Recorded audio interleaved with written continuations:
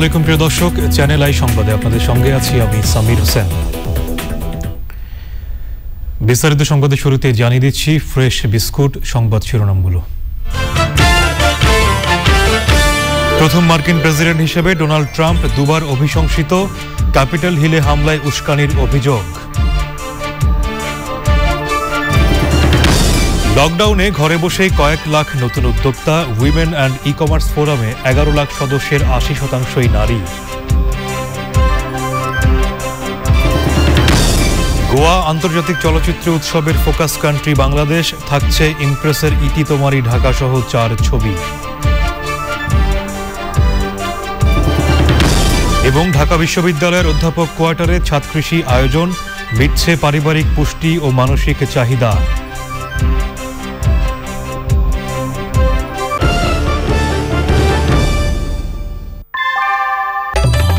ঘরের চালের স্থায়ী সমাধান আনোয়ার সিমেন্ট শীট, সব সিজনেই ফিট। সংবাদ শিরোনামগুলো জানাচ্ছিলাম, এবারে বিস্তারিত। আবারও যুক্তরাষ্ট্রের পার্লামেন্টের নিম্নকক্ষ প্রতিনিধি পরিষদে অভিশংসিত হলেন মার্কিন প্রেসিডেন্ট ডোনাল্ড ট্রাম্প। দেশটির ইতিহাসে প্রথম কোনো প্রেসিডেন্ট হিসেবে তিনি দুবার অভিশংসিত হলেন। নিয়ম অনুযায়ী এই প্রস্তাব এরপর যাবে কংগ্রেসের উচ্চকক্ষ সিনেটে। সেখানে পাশ হলেই ট্রাম্পকে প্রেসিডেন্ট পদ থেকে অপসারণ করা হবে। তবে নবনির্বাচিত প্রেসিডেন্ট জো বাইডেনের শপথের আগে সিনেটে শুনানি না হওয়ায় 20 জানুয়ারি পর্যন্ত ট্রাম্পের হোয়াইট হাউসে থাকাটা প্রায় নিশ্চিত। আলবি হোসেনের report. On this vote, the ayes are 232, the nays are 197. ক্ষমতা থেকে বিদায়ের মাত্র এক সপ্তাহ আগে লজ্জাজনক পরিণতি ভোগ করতে হলো মার্কিন যুক্তরাষ্ট্রের 45তম প্রেসিডেন্ট ডোনাল্ড ট্রাম্পকে। ওয়াশিংটনে ট্রাম্প সমর্থকদের তাণ্ডবে উস্কানির দায়ে প্রতিনিধি পরিষদের ভোটে অভিশংসিত হলেন তিনি। কংগ্রেসে কয়েক ঘন্টার বিতর্ক শেষে প্রস্তাবের পক্ষে ভোট পড়ে 232টি এবং বিপক্ষে 197টি। ডেমোক্রেটিক পার্টির এই অভিশংসন প্রস্তাবে সমর্থন দেন 10 রিপাবলিকান নেতাও। The resolution is adopted without objection. The motion to reconsider is laid upon the table. প্রতিনিধি পরিষদে ট্রাম্প অভিশংসিত হলেও তিনি শপথে বহাল থাকবেন। সিনেটে প্রস্তাবটি পাশ না হওয়ায় তাকে পদ ছাড়তে হচ্ছে না। 20 জানুয়ারির আগে সিনেটে অধিবেশন বসছে না বলে আগেই জানিয়েছেন সিনেট নেতা মিচ ম্যাককনেল। তবে ক্ষমতা থেকে বিদায় নিল রিপাবলিকান দলের কমপক্ষে 17 জন সিনেটরের প্রস্তাবে ট্রাম্পের বিচার হতে পারে। সে সময় তাকে রাজনীতিতে নিষিদ্ধ এবং সাবেক প্রেসিডেন্ট হিসেবে যেসব সুবিধা পাওয়ার কথা তা কেড়ে নেওয়া হবে। ট্রাম্পের অভিশংসন প্রস্তাব এবং বাইডেনের শপথকে ঘিরে ক্যাপিটাল হিলে 20,000 সেনা মোতায়েন করা হয়। দেশটিতে গৃহযুদ্ধের পর এই প্রথম পার্লামেন্টে সেনা মোতায়েনের ঘটনা এটি। তবে অভিশংসন প্রস্তাবের আগে এক বিবৃতিতে সমর্থকদের শান্ত থাকার আহ্বান জানিয়ে ট্রাম্প বলেন তিনি কোনো সহিংসতা দেখতে চান না। গত বুধবার কংগ্রেসে জো বাইডেনের জয়ের স্বীকৃতি দেবার সময় ট্রাম্প সমর্থকরা ক্যাপিটাল হিলে হামলা চালালে 5 জন নিহত হয়। ওই হামলার ঠিক আগে ট্রাম্পের ভাষণ সমর্থকদের উস্কে দেয় বলে সমালোচনা ওঠে। এই অবস্থায় প্রেসিডেন্ট পদে দায়িত্ব পালনের অযোগ্য ঘোষণা করে ট্রাম্পের হাত থেকে ক্ষমতা নিতে ভাইস প্রেসিডেন্ট মাইক পেন্সের প্রতি আহ্বান জানায় কংগ্রেসের ডেমোক্রেট সদস্যরা। এজন্য যুক্তরাষ্ট্রের সংবিধানের 25তম সংশোধনী প্রয়োগের প্রস্তাব দেওয়া হয়, কিন্তু পেন্স সে আবেদনে সাড়া না দিলে অভিশংসনের প্রস্তাব তোলেন ডেমোক্রেটরা। এর আগে ক্ষমতার অপব্যবহারের অভিযোগে 2020 সালে একবার প্রতিনিধি পরিষদে অভিশংসিত হয়েছিলেন ট্রাম্প। তবে সে দফায় সিনেটে ভোটাভুটিতে তার পদ রক্ষা হয়। Alvi Hossain, channel I. Corona মহামারীতে লকডাউনে যখন বন্ধ ছিল অর্থনৈতিক অনেক খাত, তখন ঘরে বসে নতুন উদ্যোক্তা হয়ে উঠেছেন কয়েক লাখ মানুষ। ফেসবুক ভিত্তিক women and e commerce forum উইতে করোনাকালে যুক্ত 11 লাখ সদস্যের 80%ই নারী। করোনাকালে এই গ্রুপ থেকে নবীন উদ্যোক্তারা বেচা বিক্রি করেছেন 350 কোটি টাকার পণ্য। ই কমার্স নিয়ে লায়লা নওশিনের ধারাবাহিক প্রতিবেদনের 7ম পর্ব আজ। ঢাকার মিরপুরের নবীন উদ্যোক্তা আইরিন আক্তার অ্যানি নিজের 2 সন্তানের জন্য একসময় শখের বশে শিখেছিলেন নানা ধরনের কেক বানানো। করোনাকালে সেই শখই হয়ে যায় পরিবারের জীবিকা নির্বাহের একমাত্র উপায়। ঘরে বসে নানা ধরনের কেক বানিয়ে অনলাইন প্ল্যাটফর্মকে কাজে লাগিয়ে সফল আজ এই উদ্যোক্তা। তৈরি হয়েছে নিজস্ব একটি পরিচয়। করোনার 8 মাসে কেক বিক্রি করে আয় করেছেন 5.5 লাখ টাকার বেশি। আমার হাজবেন্ড শুধুমাত্র চাকরিটা ছেড়ে দিয়ে সে একটা নতুন একটা বিজনেস শুরু করেছিল। তো সেই সময় হচ্ছে টোটাল লকডাউনটা পড়ে যায়। ওই টাইমে আমার এই যে উইথে অ্যাক্টিভ হওয়া এই সেলটা আমার ফ্যামিলির জন্য অনেক সাপোর্ট হয়েছে এবং সম্পূর্ণ সাপোর্টটা আমি দিতে পেরেছি। স্বপ্ন হচ্ছে প্রত্যেকটা গলিতে গলিতে যেন আমার কেক যায়। অনলাইন প্ল্যাটফর্মকে কাজে লাগিয়ে শখের কাজগুলোর মাধ্যমে কিভাবে সফল হওয়া যায় তা আমাদেরকে করোনা মহামারী শিখিয়ে দিয়েছে। উদ্যোক্তা আইরিনের মতো অনেকেই লকডাউনে ঘরে বসে না থেকে নিজের শখের কাজগুলো সামনে এনে সফলতা পেয়েছেন। তারা মনে করেন পরিবার এবং চারপাশের মানুষদের সমর্থন পেলেই কিন্তু প্রত্যেকটা নারীর ঘরে ঘরে তৈরি হতে পারে সফলতার গল্প। করোনাকালে কাজ হারিয়ে হতাশ না হয়ে অনেকেই হয়েছেন উদ্যোক্তা। রাজধানী ছাড়াও দেশের প্রত্যন্ত এলাকাতেও দেশীয় পণ্য নিয়ে কাজ করছেন অনেকেই। আমি কখনোই ভাবিনি যে আমি গ্রামে থেকে একটা আমাদের দেশে ঐতিহ্য এত দামি প্রোডাক্ট আমি এত ভালো একটা সাড়া পাবো। করোনাকালীন অনেকে চাকরি হারাইছে, অনেক কিছু হারাইছে, কিন্তু আলহামদুলিল্লাহ আমাদের করোনার সময় আমাদের অনেক ভালো টাকা সেল হয়েছে এই অনলাইন প্ল্যাটফর্মের মাধ্যমে। আমার উদ্যোগের নাম হচ্ছে দইয়ালা। যখন শুরু করেছি আমার প্রাথমিক মূলধন ছিল ৮,০০০ টাকা। বর্তমানে আমার জানুয়ারি আজকে ১ তারিখ নতুন বছরের শুরু, এই পর্যন্ত আমার ১৫ লক্ষ টাকার মতো বিক্রি হয়েছে। ফেসবুকে ই-কমার্স ভিত্তিক group women and e-commerce forum উই প্ল্যাটফর্মে করোনাকালে নতুন সদস্য হয়েছেন ১১ লাখের বেশি। এই প্ল্যাটফর্ম থেকে উদ্যোক্তারা বিক্রি করছেন ১৫০ ধরনের দেশীয় পণ্য। প্রায় ৩০০-এরও উপরও লাখপতি বের হয়ে আসছে। তো লকডাউনে সেই সময়, যে সময় নাকি কারো কোনো কর্মসংস্থান ছিল না, সেই জায়গাটায় মানুষজন ফোকাসড হয়ে আদার্স মানুষদের কর্মসংস্থানের ব্যবস্থা করছে। তো এই জায়গাটায় বলবো যে আমরা সাকসেস। এর মেন কারণই হচ্ছে যে লকডাউনে তখন প্রচুর মানুষ জয়েন করেছে, তারা ট্রেনিং নিয়েছে, স্কিল ডেভেলপ করেছে এবং তারপর নিজের উদ্যোগের সাথে সেগুলোকে লাগিয়েছে কাজে। এই ১১ লক্ষ মেম্বারের ভিতরে 80%ই হচ্ছে নারী। সংশ্লিষ্টরা বলছেন অনলাইন প্ল্যাটফর্মকে কাজে লাগিয়ে নবীন উদ্যোক্তারা যেভাবে সফল হচ্ছেন দিন দিন, সেই ধারাবাহিকতা বজায় রাখতে এবং আন্তর্জাতিক বাজারেও এসব পণ্যের চাহিদা বাড়াতে সরকারের পর্যাপ্ত সহযোগিতা প্রয়োজন।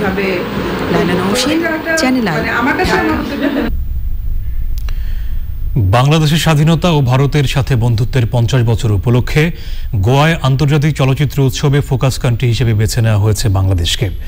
উৎসবে ইমপ্রেস টেলিফিল্মের ইতি তোমারি ঢাকা সহ ৪টি ছবি প্রদর্শন করা হবে। বিস্তারিত জাকি আক্তারের রিপোর্টে।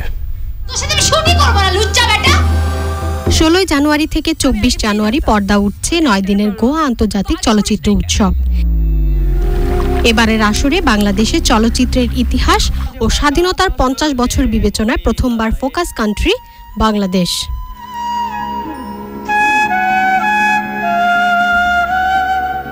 ৫১তম এই আসরে ইমপ্রেস টেলিফিল্মের ইতি তোমারি ঢাকা মুক্তিযুদ্ধের প্রেক্ষাপটের ছবি জীবনঢুলি মেঘমল্লার ও আন্ডার কনস্ট্রাকশন সিনেমা প্রদর্শন করা হবে।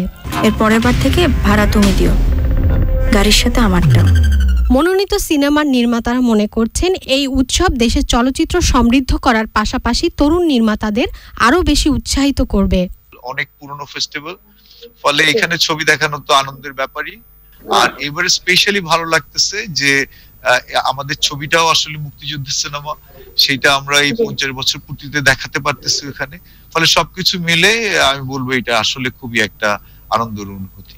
বাংলাদেশ রাষ্ট্রের সিনেমার জন্য বা সাম্প্রতিক সময় যারা তরুণ নির্মাতা, আপনি যদি ছবিটার সিলেকশন দেখেন, যেখানে তানভীর মোকাম্মেল ভাইয়ের ছবি থেকে শুরু করে জাহিদুর রহিম অঞ্জন কিংবা রুবায়াত আপা কিংবা একদল তরুণ নির্মাতার তৈরি ইতি তোমার ঢাকা, এই যে ছবিটার সিলেকশন এবং ডাইভার্সিটি, এইটা অবশ্যই হচ্ছে গোয়াতে যে অডিয়েন্স কিংবা ইন্টারন্যাশনাল ফিল্ম ফেস্টিভ্যাল সার্কিটে বাংলাদেশ সম্পর্কে একটা নতুন করে অনুপ্রেরণা জাগাবে। চলচ্চিত্র প্রদর্শনের পাশাপাশি প্রথমবারের মতো উৎসবে বিচারকের দায়িত্ব পালন করবেন আন্ডার কনস্ট্রাকশন পরিচালক Rubaiyat Hossain. Zakia Akhter, channel I, Dhaka.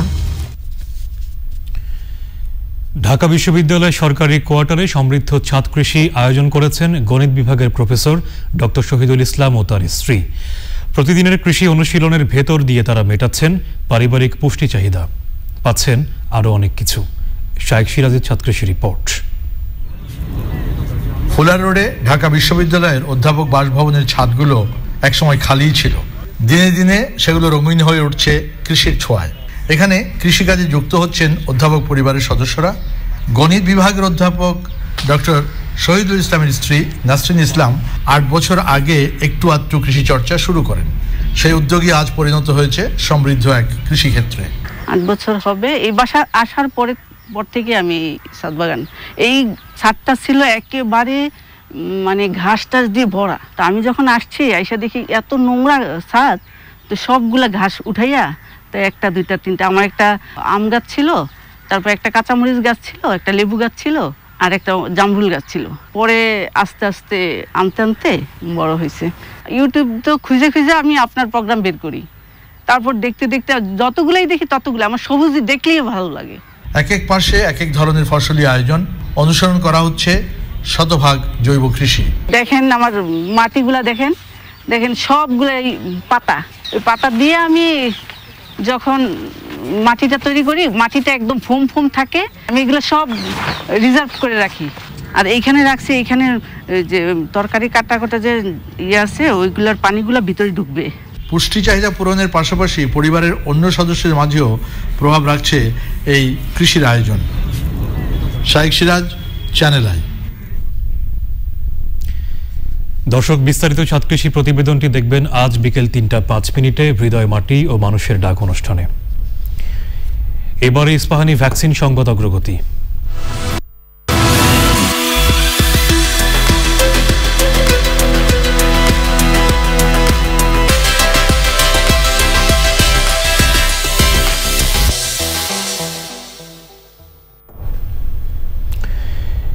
New ইয়র্কে করোনা ভ্যাকসিনের সংকট দেখা দিয়েছে বলে জানিয়েছেন শহরটির মেয়র। ফেডারেল সরকারের কাছে দ্রুত আরও ভ্যাকসিন চেয়ে আবেদন জানিয়েছেন তিনি। পর্তুগালে সংক্রমণ নিয়ন্ত্রণে শুক্রবার কঠোর লকডাউন শুরু হচ্ছে। দেশটির প্রধানমন্ত্রী সবাইকে ঘরে থাকার আহ্বান জানিয়ে বলেন, পর্তুগাল করোনা মহামারীর সবচেয়ে ভয়াবহ অবস্থা পার করছে। তুরস্কে সিনোভ্যাকের ভ্যাকসিন অনুমোদনের পর তা প্রয়োগ শুরু হয়েছে। দেশটির স্বাস্থ্যমন্ত্রী এবং সায়েন্টিফিক অ্যাডভাইজরি কাউন্সিলের সদস্যরা টেলিভিশনে সরাসরি প্রথম এ টিকা গ্রহণ করেছেন। সংবাদের এ পর্যায়ে নিচ্ছি অশোক লিল্যান্ড ইফাদটস বিরতি। আর এই সংবাদে আবারও আমন্ত্রণ। উদ্ভাবনী কর্মকাণ্ডের জন্য বাংলাদেশে most innovative life insurance company হওয়ার গৌরব অর্জন করেছে chartered life insurance company limited. বীমা কর্মী কর্মকর্তাদের নিয়ে অ্যাওয়ার্ডস নাইট 2020-এ ব্যবসা উন্নয়নে অগ্রণী ভূমিকা রাখায় সেরা বীমা কর্মী ও কর্মকর্তাদের সম্মাননা দেওয়া হয়। পরাগ আজিমের রিপোর্ট। গ্রাহক সেবার মাধ্যমে বাংলাদেশে বীমা শিল্পের ইমেজ সংকট কাটিয়ে উঠতে বড় ভূমিকা রাখছে chartered life insurance company limited. কাজের স্বীকৃতি হিসেবে আন্তর্জাতিক ক্রেডিট রেটিং এ অর্জন করেছে কোম্পানিটি। আন্তর্জাতিক ফাইন্যান্স অ্যাওয়ার্ডে পেয়েছে most innovative life insurance company হওয়ার গৌরব। যাদের নিরলস শ্রমে এসব অর্জন, সেই বীমা কর্মী কর্মকর্তাদের নিয়ে অ্যাওয়ার্ডস নাইট 2020। আমরা যেভাবে এগিয়ে যাওয়ার স্বপ্ন দেখছি, এই অপার সম্ভাবনা, যেটাকে আমরা ইংলিশে বলছি পসিবিলিটিজ আনলিমিটেড, সেই একই স্বপ্নে আমাদের সকলের স্বপ্ন, এটাই আমি বিশ্বাস করি। অনুষ্ঠানে অনলাইনে প্রধান অতিথির বক্তৃতা করেন বীমা উন্নয়ন ও নিয়ন্ত্রণ কর্তৃপক্ষের চেয়ারম্যান। আমার বিশ্বাস এখনকার পর্যন্ত দেখে যে chartered life has been able to keep that type of value in giving good services to their policyholder. বীমা গ্রহীতার স্বার্থকে সর্বোচ্চ অগ্রাধিকার দিয়ে কাজ করার কথা বলেন চার্টার্ড লাইফের চেয়ারম্যান ও সংসদ সদস্য উপাধ্যক্ষ ডক্টর মোহাম্মদ আব্দুল শহীদ। আমাদের বিজনেস গ্রোথ হচ্ছে 78%, রিনিউয়াল পার্সেন্টেজ 70%। এই যে 42টা জেলায় আমরা আরো প্রসারিত হচ্ছে, এর মধ্যে এই বছরে আমরা 64 জেলায় যাব। 64 যাওয়ার পরে দেশের বাইরেও যাওয়ার আমাদের সুযোগ আছে। আপনারা আরো বেশি করে উদ্যোগ নিয়ে কাজ করবেন, আর কাজের মাধ্যমে যে ফসল আসবে সেই ফসলটা সবাই ভোগ করতে পারবে। অনুষ্ঠানে চার্টার্ড প্রিয়জন অ্যাপস উদ্বোধন করা হয়। পরে সেরা বীমা কর্মী ও কর্মকর্তাদের সার্টিফিকেট এবং ক্রেস্ট দেওয়া হয়। পরাগ আজিম, চ্যানেল আই, ঢাকা। এবারে নিটল টাটা কৃষি সংবাদ।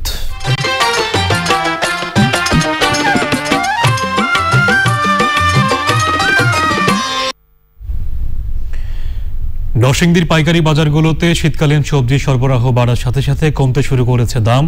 মৌসুমের শুরুতে আগাম শাকসবজির ভালো ফলন না পেলেও এখন উৎপাদন বাড়ছে জানাচ্ছেন কৃষক।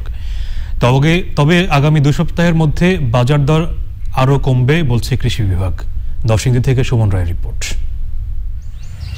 অতিবৃষ্টির কারণে এবার নরসিংদীর 6 উপজেলায় শীতকালীন আগাম শাকসবজি ক্ষতিগ্রস্ত হয়। সেই ধাক্কা কাটিয়ে দফায় দফায় চারা তৈরি করে সবজির উৎপাদন বাড়িয়েছে তারা। কিন্তু বাজারে সরবরাহ বেড়ে যাওয়ায় প্রতি সপ্তাহেই কমছে সব ধরনের সবজির দাম। গত 2 সপ্তাহে সব ধরনের সবজি কেজিতে 15 থেকে 30 টাকা কমেছে। কপির দাম ছিল 50-60 টাকা, 70 টাকা ছিল, এখন তো বর্তমানে নেমে এসে প্রায় অল্প কিছু কমই, প্রায় ধরেন কপি পিস অর্ধেক নেমে গেছে। ফুলকপি আগে আছিল 40 টাকা, 50 টাকা, 60 টাকা, এখন আই বলছে 30 টাকা, 35 টাকা, 25 টাকা। মূলার কেজি আগে আছিল 40-50, এখন আই বলছে 20 টাকা। তো এই যে মনে করেন কিছুদিন পরে পরে যে কমে যায়, এইটার দাম তো বাড়ে, আর এই যে আমদানি হয়, এই যে আবার বাজারটা আবার দুনিয়া জায়গা। ঢাকা সহ আশপাশের বিভিন্ন জেলায় প্রায় 70% সবজির চাহিদা পূরণ করে থাকে নরসিংদীর 9টি পাইকারি বাজার। বাজার দর কম পেয়ে খুশি দূরের পাইকার। আগে লাউ একটা কিন্তু 60 টাকা পিস, পাপ্পা কিন্তু 1000 টাকা মন, অনেক পাপ্পা কম। মরিচ 600 টাকা মন, 800 টাকা মন কিনছি, অনেক মরিচ 800 টাকা মন। আগের তুলনায় মানে সবজি অনেক বেশি আমদানি আছে সবজি, এই কারণে সবজির দাম এখন কম। কৃষি বিভাগ বলছে আগামীতে দাম আরো কিছুটা কমবে, তবে কৃষক তাতে ক্ষতিগ্রস্ত হবে না। যদি কোনো খারাপ আবহাওয়া না থাকে, প্রাকৃতিক দুর্যোগ না থাকে, তারপর কুয়াশা এইগুলো যদি না থাকে, তাহলে আমাদের 2,40,000 মেট্রিক টন আমরা সবজি উৎপাদন করতে সক্ষম হব বলে আমরা মনে করি। এবছর জেলায় শীতকালীন সবজি আবাদ হয়েছে 10,000 হেক্টর জমিতে। নরসিংদী থেকে সুমন রায়, চ্যানেল আই। এখন দেখবেন প্রকৃতি সংবাদ।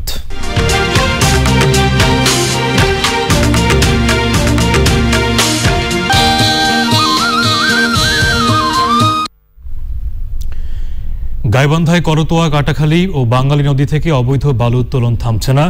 নিয়ম নীতির তোয়াক্কা না করে অবৈধভাবে মেশিন দিয়ে অবাধে বালু উত্তোলন করছে প্রভাবশালীরা। নদীপাড়ের সাধারণ কৃষকরা জিম্মি হয়ে পড়েছে। গাইবান্ধা থেকে ফারুক হোসেনের পাঠানো তথ্য ভিডিও চিত্রে শৌমিক আহমেদের রিপোর্ট। গাইবান্ধার গোবিন্দগঞ্জ ও সাঘাটা উপজেলার করতোয়া, কাটাখালী ও বাঙালি সহ জেলার বেশ কয়েকটি নদীতে চলছে অবৈধ বালু উত্তোলনের মহোৎসব। কোথাও নদীর পার কেটে জোরপূর্বক অন্যের ফসলি জমি ও পুকুর থেকে বালু উত্তোলন করা হচ্ছে। অপরিকল্পিত বালু উত্তোলনে নদীর গতি প্রকৃতি পরিবর্তন হয়ে বিপন্ন হচ্ছে প্রকৃতি ও পরিবেশ। স্থানীয়দের অভিযোগ, প্রতিবাদ করলে হুমকি দিচ্ছেন প্রভাবশালীরা। অনেক বিষয়ে তারা প্রশাসন জানেও জানে না, এখানে লাইভ দেওয়া হয়, তারপর গাইবান্ধায় ওনারা গিয়ে দিছে, স্মারকলিপি দিছে, কিছুদিন বন্ধ ছিল, আবার জেগে সেই তুলতেছে। তো নদীর মধ্যে তুলতেছে, নদীর মধ্যে তুলে বিক্রি করতেছে সেটা ফিরে এখন এলে গাড়ি ভেকু এসে সে মাটি তুলিচ্ছে, তাহলে ভেকু নেশে জুল দেয়, তাহলে এলো বাড়িঘর থাকবে। কন বালু তোলার কারণে মাঝখানে দ হয়ে যাওয়ার কারণে পানির ধাক্কাটা এসে এর কারণে এই সিসিগুলো নিচে চলে গেছে দ হওয়ার কারণে। না, তারা প্রভাবশালীর কারণে আমরা তারা নিষেধ করলে নিষেধ শুনতেছে না। স্থানীয় প্রশাসনকে ম্যানেজ করেই বালু উত্তোলন চলছে বলে অভিযোগ রয়েছে। নদীর পাড়ের মানুষ আর নদীর পাড়ে থাকতে পারছে না, প্রতিনিয়ত ভাঙছে, ফলে তারা জমি হারাচ্ছে, বাড়ি হারাচ্ছে, আবাদি জমি নষ্ট হচ্ছে। যে বালু দস্যুরা যে বালু উত্তোলন করছে, শতাধিক ড্রেজার মেশিন, যেটাকে বলে বোমা মেশিন, এই যে বালু তুলে নদী আর নদী থাকতেছে না। বালু উত্তোলনের বিরুদ্ধে ব্যবস্থা নেওয়ার আশ্বাস স্থানীয় প্রশাসনের। 30 লক্ষ টাকার অধিক জরিমানা করেছি এই 2-3 মাসের মধ্যে। 150 অধিক আমরা বিভিন্ন ড্রেজার মেশিন জব্দ করেছি, সেই সাথে আমরা ধ্বংস করেছি। বন্ধ করার চেষ্টা করছি উপজেলা প্রশাসন থেকে। তারপরেও অনেক সময় দেখা যাচ্ছে যে বিচ্ছিন্নভাবে রাতের আধারে বালু উত্তোলন করছে। আসলে আমরা যখনই যাই, হয়তো বা পুলিশও যায়, যাওয়ার পরে দেখা যায় যে ওইখানে তাৎক্ষণিকভাবে তারা লোকজন পালিয়ে যায়। অবৈধ বালু উত্তোলন বন্ধে দ্রুত কার্যকর পদক্ষেপ নেওয়ার দাবি এলাকাবাসীর। Shoumik Ahmed, channel I. এবার এই ভালি খেলার খবর।